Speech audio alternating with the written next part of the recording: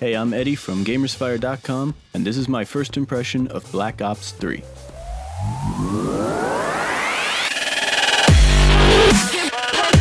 There is a lot in this game, so let's get started with the technical side. This game definitely holds up to the standards of graphics that I expect from Call of Duty. That is to say, the game looks great and passes modern standards for visuals, but doesn't really bring anything new or astounding to the table. The characters look great and the action is big, intense, and cool, it's just not really anything I haven't seen before. I'm still waiting to see if some patches are done because the game tends to feel stuttery, even when it is running at a solid 60 frames per second. Overall, the performance is just unpredictable.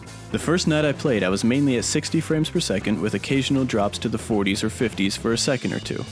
Then the next night, my frame rate jumped up over 100. I then capped it at 80 where it sat solidly for the rest of the night. Then the following night after that, I was back to getting 60 with occasional dips. I've yet to discover what is causing this, and with the overall stuttery feeling, these dips into the 40s look and feel more like dips into the teens. But that's okay because the game just came out and there is time for patching. And also when I think of Call of Duty, I think more about the gameplay than technical achievements.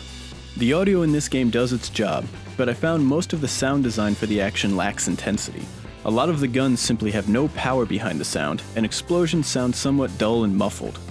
This is unfortunate because good sound design can add a lot to the adrenaline rush factor of a game. While there is still plenty of non-stop action in this game, a little extra oomph in the sound effects would have been nice. Now let's get into the gameplay, which is really the important part of any Call of Duty game. The campaign starts off strong by shoving you straight into the action. Pretty quickly you're running and gunning with a team of top operatives. Already in the opening mission, you see some great set pieces with the same action-packed and constantly exploding excitement you want from Call of Duty. This all concludes in a fairly brutal RoboCop-esque plot point where your character is torn apart by a combat robot. Unfortunately, here the game comes to a screeching halt and takes an excessive amount of time to set up the backstory. Though this is done with pretty creative storytelling that lets you play out the events how everyone wishes they had gone, it still drags on. Overall, the campaign has promise, but certain aspects seem like they were thrown in simply to have more unique gimmicks in the game rather than actually being interesting gameplay mechanics. But now we get to the part that everyone really looks at in this franchise, the multiplayer. We've discussed all the technical aspects and the storytelling, but this is where the most important question is asked. Is this game fun? And frankly, yes it is.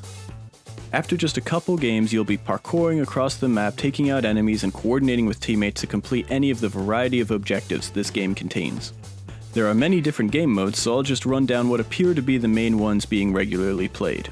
Traditional deathmatch returns, both team and free-for-all. Kill Confirmed is also in there, which is great if you want a good shootout that denies rewards to campers. Domination lets you play in a Battlefield style of capturing control points, and Hardpoint varies on this by using a moving King of the Hill type of gameplay. There are a couple game types though that really show the creativity of the development team. The first is Safeguard, where one team has to escort a robot to the enemy territory while the other team tries to stop them.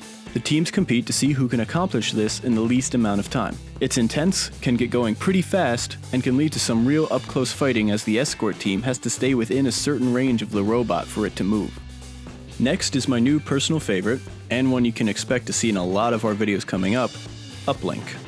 The idea is simple. A ball spawns in the middle of the map, each team has a goal, and you try to get the ball into the other team's goal. If you throw it in, you score 1 point.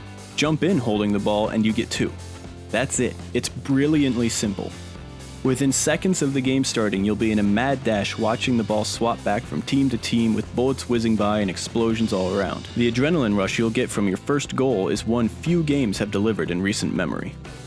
The custom classes have plenty of in-depth customization, but are still approachable and easy to tweak in between games. Overall, there is hours upon hours of fun to be had just from the multiplayer. The last section of gameplay is of course the zombies. They did the best possible thing with this, which was to simply keep the same proven formula with a new map and new characters. The intensity of bigger and bigger waves of zombies while you scramble to get new weapons and perks is just as much fun as it ever was. Getting a few friends together and trying to hold out quickly turns into a mess of laughing, yelling, and maybe a bit of childish screaming when things really kick off. So what's my first impression? Simple. It is incredibly fun. The campaign may leave some to be desired, at least at the beginning, but everything about the multiplayer more than makes up for it. Like any good action movie, the focus of this game is on being exciting and entertaining, and it does that perfectly. So congratulations to Black Ops 3 for turning me back into a Call of Duty fan after a few years of being away. No! Oh. Yupper!